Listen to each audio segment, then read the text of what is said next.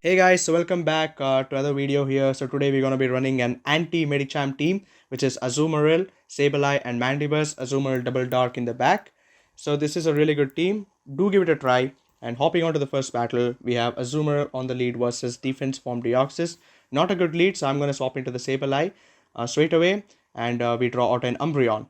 Now this is really good because Sableye will lose this matchup obviously, but what the main thing is, we can soft lose this matchup. Like I can come in with the Azumarill and load a lot of energy to get the Deoxys once again in the back. So Sableye is going to go through and I'm going to just build up to another return and throw a foul play, but I guess they know that it's a foul play itself, so that's the reason why they let it go, which is okay. Now we have got the Umbreon around 15% health points, so where my Azumarill can come and farm it down and take a couple of charge moves. So I'm gonna come in with the Azumarill straight away because I don't want the switch clock to come back. So that's the reason why. So and just leaving every last resort here. I'm gonna just leave the last resort, go through. I know it's gonna still hurt. Like last resort adds up and it gets my Azumarill around 50%. But if you are facing against a defense from Deoxys, you need to have energy. So beautiful. We got exactly 100% energy on the Azumarill right now. And now the defense from Deoxys is going to come in. Ice Beam, Player of, both are neutral in the situation, but Player of does a tad more than the Ice Beam, I guess. So go for the Player of only. So I'm going to throw another Player of here and getting this Deoxys around 40%. See, that's what it has when you have energy. And now one more situation is I can't come in with my Mandibuzz because they're going to go for a Thunderbolt. So I'll force the Thunderbolt onto the Azumarill. And now I'm going to swap into the Mandibuzz. And in the back, it's a Lickitung. Now, we can actually take this matchup very well because Lick is not doing super effective. It's resisted against the Mandibuzz because of the Dark typing. And we can go straight away for Dark Pulse. If we land one Dark Pulse, that's more than enough because we can spam Aerial Aces in this matchup so far. And at the same time, Lickitung can't get to the Body Slam as quickly as we get to the Aerial Ace. So we already got this Lickitung around 50% HP, which is absolutely good. And we do need to watch out that there is still a defense from Deoxys in the back.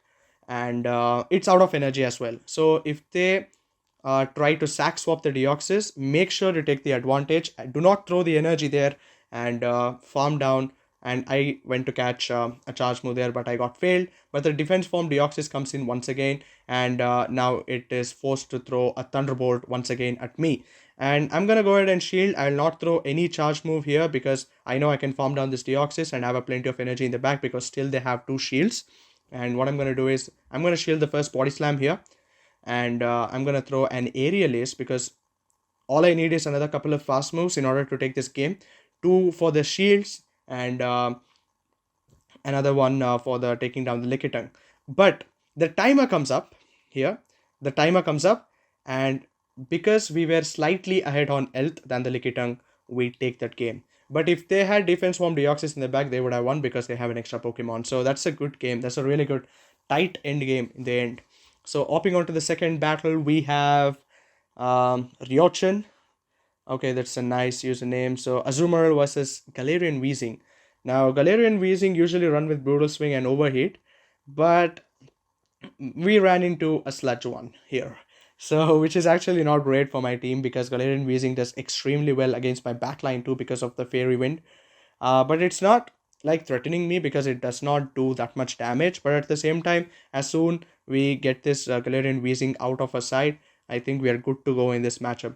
So what I'm going to do here is I'm going to go ahead and shield and try to make a catch on my Sableye or Mandibuzz, but they swap into the Ferrothorn. I'm going to come in with my Sableye. So it is still a neutral matchup for the Ferrothorn because it does a good neutral damage with the Power Whip, and my Sableye is of I know it's very terrible IVs here because I purified it and I got a hundo, but it's nowhere near to the PvP IV ones, I know, but still, I know it's about rank 3000 or rank 4000 Sable I have, but still, does the job good, right? So Power Whip is going to come through. We're going to go ahead and shield. I'm going to land a foul play here onto the uh, Ferrothorn, and we get two shields, which is beautiful. And now they are forced to throw energy because I'm going to get to another foul play in time. So now the Power Whip is going to come through once again. So they throw it instantly. They did not overload on energy. So I'm safe with coming up with Mandibuzz. And I know I can make it to the Dark Pulse before the Ferrothorn gets to the Power Whip or Thunder in time. So I'm gonna throw the Dark Pulse here, but unfortunately it lived with a HP and a Dream, and now I need to sacrifice my Azumarill here. And because it was a flash cannon, so we were able to survive, and in the back it's a Medicham, so I'm gonna go straight away for the Play Rough, hoping to get to another Play Rough, but unfortunately we cannot because our health is just low. Getting one Play Rough was only very big of a deal there, so I'm gonna go for an Aerial Ace, but at the same time Ice Punch does, and not an incredible amount, but if it adds up, it's gonna make you pay in the end. So I'm gonna go straight away for the Aerial Ace to take down this Medicham, which is good. They still have the Ferrothorn in the back, which I forgot in this match, Later I remembered that, oh no, the Ferrothorn was still alive. So they're gonna go for the Sludge, I guess, here. No, they went for the Overheat, and that nearly KO'd, but they make a beautiful catch onto the Ferrothorn. That was a high level gameplay by my opponent. And the Galarian Weezing is gonna just farm me down with Fairy Wind, and that's a really good game. So that's how the battle will go. If you're running a spicy team, you need to be pretty much aware of what's the situation. So in this situation, I was not reminded that the Ferrothorn was still alive. So if at all I got it there, I guess we would have made it. But who knows? So again, once again, a Hail Mary lead into the Lantern. So I'm going to swap straight away into the Sableye, and they are staying in, which tells me that they are weak to Sableye. And usually Lanterns are paired with the Medichams, and there's a Dewgong safe swap. So I guess there's a Medicham back out there, and we're going to smash the return, and they respect it, which is beautiful. And I'm gonna go straight for the foul place because I know I can't get to another return in time, and Azumarill here will be having a good matchup for me, I guess. So already I have a very bad lead, which is the Lantern, and I got a Dewgong as well, which counters my Mandibuzz. This is really not great after seeing it on the paper, but you never know, right? If you are hard countered like in the lead and in the safe swap, but if you are not hard countered in the back, there is still a chance that you can win. But if you are getting hard counter in the back as well, then there is no chance of winning it.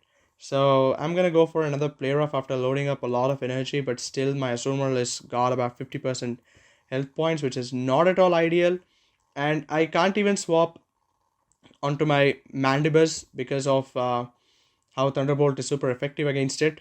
So I'm gonna go for the Play Rough here, and I want to force the energy of the Lantern, but my opponent makes a beautiful play here. They just throw their Thunderbolt before I get another Ice Beam or a Play Rough, and they even throw a Surf. So this a Lantern now has a lot of energy loaded. So now I'll go ahead and respect Thunderbolt here, which is good. And I want to see what's the Pokemon in the back. So I'm gonna go for a Dark Pulse here. I should have thought I could have baited it, but still it was okay to go for the Dark Pulse. But we didn't get the Lantern down, and in the back it's a Skeletorch. It's game over. Skeletorch having access to Disarming Voice is not the thing that Mandibuzz would like because of the Dark typing. It takes super effective from Disarming Voice. Really low energy charge move, and having access to that is simply really good. So I'm gonna go ahead and go for a Dark Pulse once again before they get a Disarming Voice. We came so much close in this matchup, but still the Skeletorch lives with around 5-10 HP and a Dream. So I'm going to be going down. So really tough game, but still we were able to pull it off lightly, I guess. Should have got some charge moves or something like that. But now, come on. Already we have 2 losses. We need to buckle things up a little bit. And we are battling a veteran man here. So Shadow Swampert versus Azumarill. Now, usually Shadow Swamperts run with Sludge Wave. Now, what's cool about Sludge Wave is it does not one-shot an Azumarill, but it gets pretty much around 10% HP, I guess. So they go for, I respect the Sludge Wave, but it was an Earthquake eventually. So, and they make a beautiful catch onto the Ninetales. Don't know if it is a normal or a Alolan. It's an Alolan Ninetales. And now, I have a very uphill battle again, but at the same time, this is a boon or bane, you don't know. But I will say this is a boon because Alolan Ninetales destroys my backline, as per I know. So that's the reason why staying in with the Azumarill and respecting the Dazzling Gleam is something that we should do. So Dazzling Gleam, I'm go ahead and shielding it, and I'll throw the Player of Fear so that my Alolan Ninetales, so that the Alolan Ninetales, but they decide to double shield, so they are also back. Like they're weak in the back, I guess. So Dazzling Gleam, we can live it because my Azumarill is perfect PvP IVs, and we do live it with, okay, that's a good amount of health. That's not bad.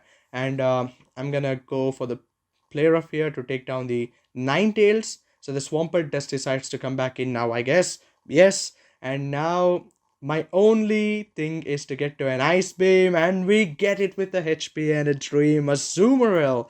Just taking down a Swampert and the Alola Ninetales, freeing up my back line, and in the back it's a Sableye. It's a good game because Mandibuzz and Sableye can handle it, and I think my opponent too knows that, and he conceives the game. So that's a comeback. Yes. So that's a really good game. So that's what, like, our Azumarill is pretty important, and having a good PvP IV1 is gonna win you many games. So Hypno, not a really good lead, so I'm gonna swap into the Sableye straight away, and we draw out a Talonflame. I'm gonna go straight away for the foul play after building up to the return here. So Talonflame does go ahead and respect the return there. And now what I'm going to do is I'm going to let the flame charge go through because I know I can survive and I can get off to another foul play. And I'll get 2 shields, or I'll bring this Talonflame around where I can farm down with my Azumarill, which is great. So they have potential Brave Bird, I guess. So I'll go ahead and respect that if they decide to throw it. So I'm going to shield, but I don't know why they went for the flame charge there. So I'm gonna just double tap my Azumarill, and Hypno comes back in once again, and I come in with a Mandibuzz. Hypno usually runs with Ice Punch or Thunder Punch. It has access to all the punches, and it's a Thunder Punch. And Mandibuzz can tank it beautifully. So in the back it's a Swampert. Now Aerial Ace is gonna do a quick work of it because it does neutral. I know in the beginning it will not look like, oh, it's just doing a little bit of damage, but no, if it gets adds up, it's gonna put a lot of pressure. So now Mandibuzz is in a really clutch position because they need to throw their Hydro Cannons because Earthquake is resisted completely. And I'm gonna let one go, and I'm gonna respect one because I need my Mandibuzz to take down the Hypno. So I'm gonna go ahead and shield the Hydro Cannon, and my only hope is to catch a Hydro Cannon on the Azumarill because it's resisted. So I'm gonna go ahead and throw the Aerial Ace, and we catch the Hydro Cannon beautifully. Now the Swampert is out of energy, and it forces the Hypno to come back in, but little does the Hypno know it needs to throw 2 Thunder Punches in order to get me down. By the time I'll get to 2 Player Ups easily. And that Player Up did a lot of amount of damage, and now it's in a range where I can just go for the Ice Beam. 1 Thunder Punch is not enough, but they need to deal with my Mandibuzz as well. So we have put my opponent in a very tough situation. So Ice Beam is going to come through, and the Swampert likely in the back cannot do anything because it needs to throw energy, and before it does, my Azumarill will take the Swampert down. Good game. So really spicy team. I do recommend to try this team. It's really good if you are running with a positive intent. So, and we are still hoping to get to the veteran someday. So, gotta catch them all, and I'll see you in the next video.